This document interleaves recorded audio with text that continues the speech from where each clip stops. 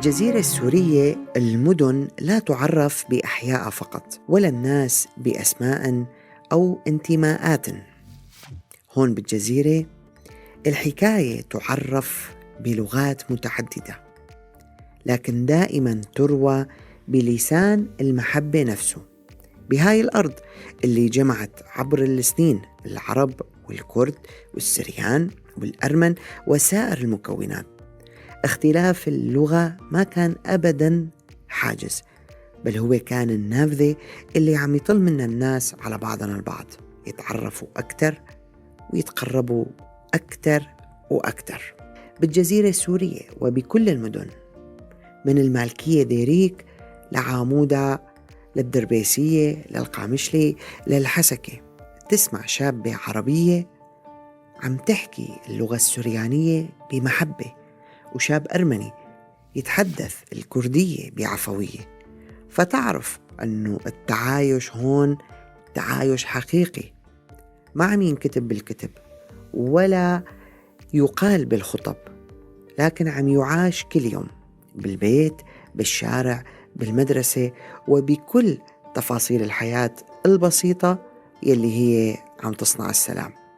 الجزيرة السورية ما كانت مكان عم يجمع الناس فقط، بل كانت ذاكرة حية علمت أبنائها أنه لغة الآخر مية غريبة ما دام القلب يعرف طريقه للقلب. واليوم بدنا نسمع لبعض هاي الحكايات، هاي الحكاية اللي عم تقول أنه التآخي هو حياة تعاش. ولأنه الحكاية لما نحن نسمعها بأصوات أصحابها تطلع أحلى وأحلى، خلونا مع بعض نسمع لصوت امرأة عربية، السيدة أم ضاري من سكان قرية الوطوطية، اللي هي اختارت وتعلمت وحبت تتحدث باللغة السريانية، لغة سكان الضيعة اللي كانت عايشة فيها، فصارت اللغة السريانية جزء من وجدانها. أنا من قرية الوطوطية، امرأة مسلمة سيدة مسلمة، وعشت عمري طفولتي بين قرية السريان. طبعا تتميز بأهلنا السريان المسيحية، وعشت بينهم واللغة أتقنها يعني كتير كويس طبعا، وشهادة بحقي والله ييسر له. طبعا صار بعده موريس، سيدنا موريس، شاهدوا بحقي حتى بالكنيسة وكرموني أكثر من مرة. طبعا كتابات ونشروا لي وعملت أكثر من لقاء. وأنا والله أعتز بهاللغة هاي، وهاي هي اللغة الأم وأهلنا. وعن جد أنا عاشرتها من طفولتي، وأنا هلا اليوم يعني مرة عندي أولادي ما شاء الله شباب، حتى عندي واحد من أولادي زوجته، ولحد الآن أحكي مع أولادي حتى ما ينسوا اللغة السريانية. أحكي مع أولادي بالبيت، حتى أولادي تعلموا مني اللغة السريانية، لأنه أحب وأعتز فيها. هي اللغة الأم، هي لغة سيدنا المسيح.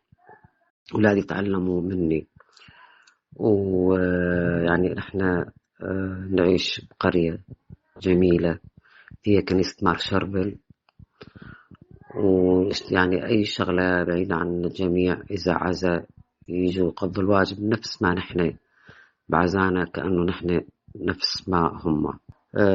أبوي المرحوم كان طيب الشيخ، وأمي والله يطول بعمرها.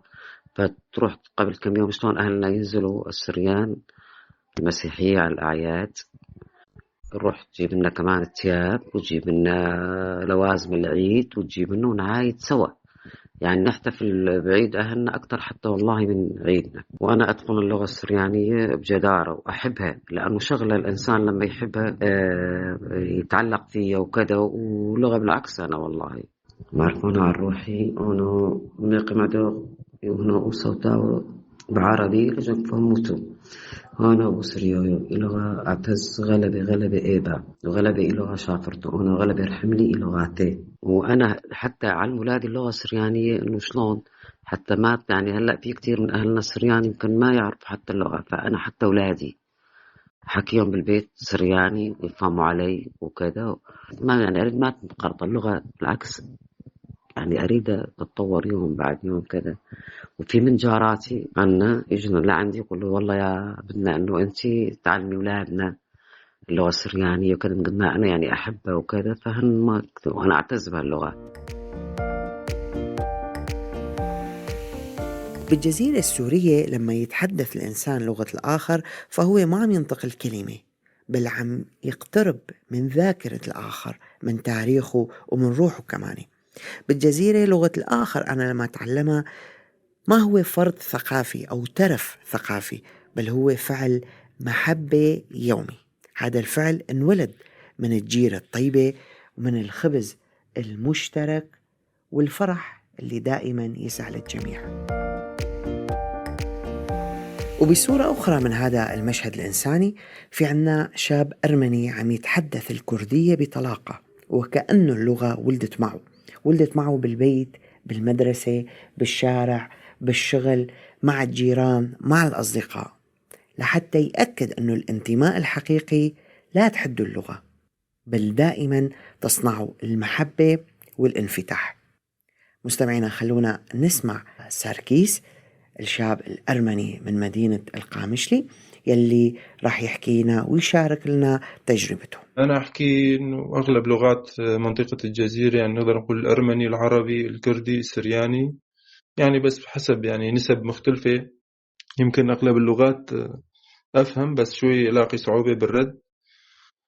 وتعلمنا اللغات يعني ما حطيت ببالي أتعلم هاللغات يعني، بس هي كانت إنه طالما أنت بالقامشلي يعني أغلبية الموجودين بالقامشلي يعرفوا أغلب اللغات، يعني يمكن من الحارة، من جيران، من المدرسة. يعني أنا الأرمنية والعربية كانت مثلا من البيت للمدرسة للنادي. السريانية من الجيران، ويمكن السريانية صرت أحسن يعني على أيام الجامعة، وبعدين بالشغل صار في أكتر ممارسة للغة السريانية، إنه صار أفهم وأحكي بنفس الوقت. يمكن شوي يكون في أخطاء مثلا بين الذكر والأنثى، جمع المفرد، بس مهم الفكرة تصل يعني بالكامل. الكردية كانت يمكن من الطفولة دائما كان أحكي مع الكبار بالعمر بالعيلة، دائما كان نسمع مثلا يحكوا مع أهلنا باللغة الكردية، فإلين دائما كان أسهل إنه يحكوا اللغة الكردية بلخص الكبار بالعمر. فهيك من كتر ما نسمع أخشي إنه تعلمنا حتى نحن نحكي كلمات إلى ما تتطور اللغة عنا. فإنه أغلب السكان القامشلي يعني يمكن لازم بلخص مواليد التسعينات وقبل أغلبيتهم يعرفوا يحكوا أغلب اللغات، يعني ما حدا يحط بباله يتعلم. أكيد الواحد يتعلم اللغات وهي شيء كويس، بس هي كانت تكون لا إرادية، لأنه هي بكل حي كان في كل الأشكال. مثلا كان في بالحارة الوحدة تشوف الأرمني والكردي والسرياني الآشوري، بقون يختلف حسب كل شخص والمحيط فيه. يعني يمكن في عالم يعرفوا الآشوري قبل السرياني، ويعرفوا الكردي قبل العربي، يعني حسب الحارة والمحيط اللي هو فيه. ودائما يعني إن الكل كان يعرف يحكي كل اللغات. يمكن أصعب شيء كانت اللغة الأرمنية، فإنه بس بدنا نحكي شيء ما حدا يفهم علينا دائما بس نقلب الأرمنية كي يعني رجعنا للغة الصعبة شوي، وهي صعبة الواحد يتعلمها. بس في عنا حتى رفقات إنه يمكن ما يحكوا الأرمني بشكل كامل، بس إنه في كلمات المهمة يا الأساسية يحكوا فيها.